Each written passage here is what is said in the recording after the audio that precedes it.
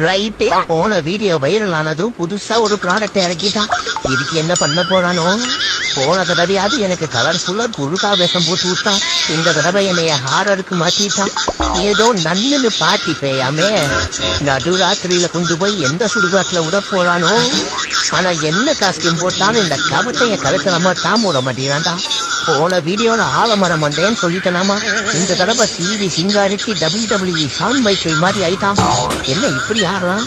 அவ்வளவு பைத்தியம் மாப்பிள்ளைக்கு. இந்த புது ப்ராடக்ட் கிட்ட பேச்ச கொடுப்போம்.